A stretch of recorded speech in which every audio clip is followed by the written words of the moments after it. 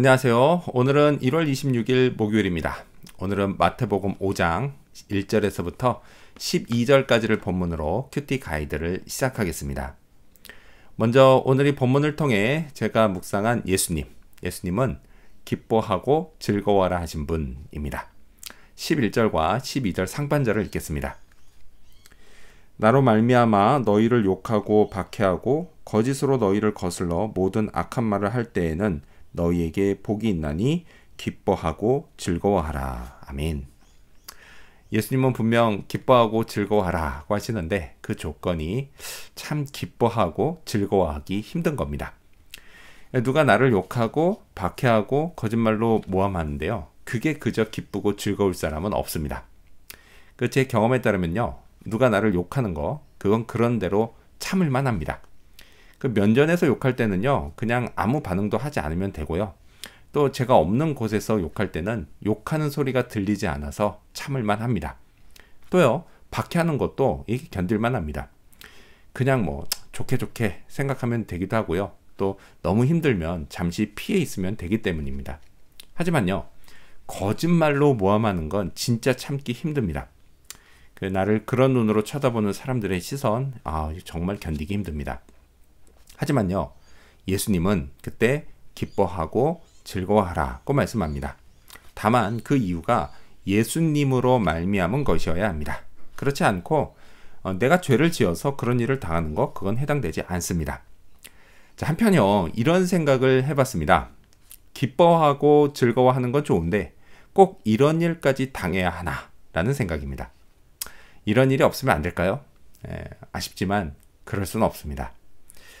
세상에서요, 예수님을 믿으면, 그것도 잘 믿으면 이런 일이 반드시 생깁니다.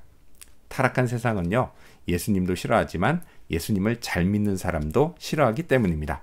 그래서 세상을 조종하는 악한 영이 그 사람을 그냥 내버려 두지 않습니다. 하지만 괜찮습니다.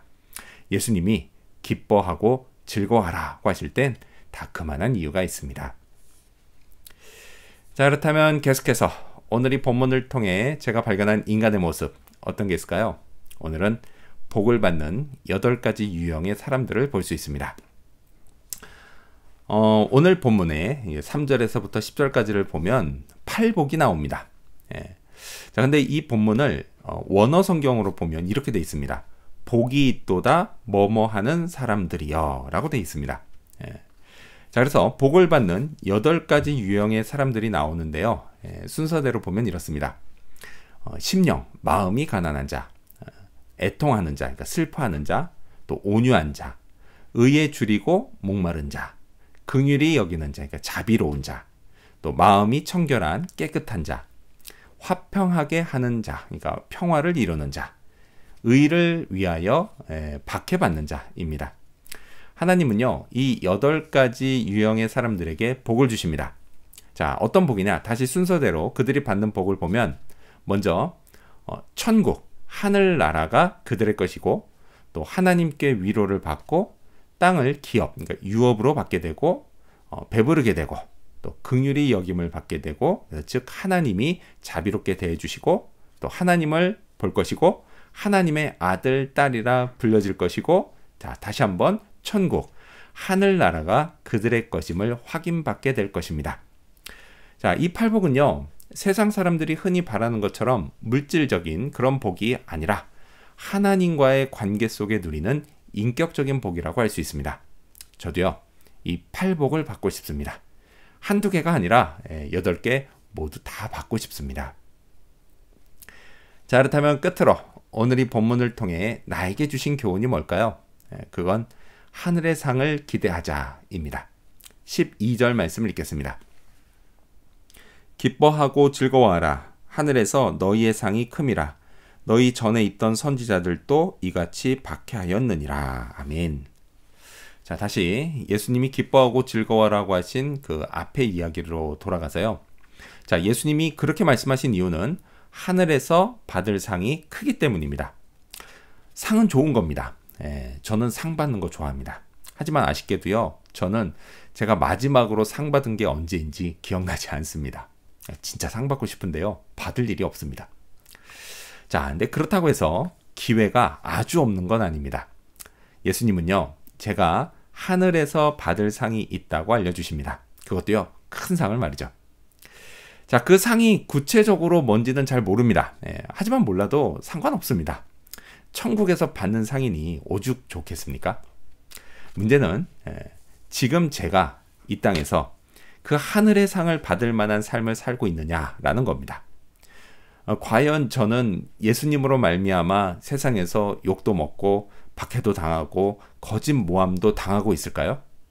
어쩌면 반대로 욕 먹고 박해 당하고 거짓 모함 당하는 게 싫어서 예수님을 그냥 적당히 믿으면서 살고 있는 것 아닐까요? 예수님은요, 적당히 믿는 걸 원치 않으십니다. 믿을 거면 확실히 믿고 받을 고난도 확실히 받기를 원하십니다. 뒤로 물러서는 걸 싫어하십니다. 제게 복을 약속하셨는데요. 그렇다면 예수님을 확실히 믿어야겠습니다. 또요, 다시 참고 견디기 힘든 일을 당할 때, 그때에는 하늘나라에서 받을 큰 상을 기대해야겠습니다. 오늘도요, 제게 팔복과 큰 상을 약속하신 주님께 감사합니다. 기도하겠습니다.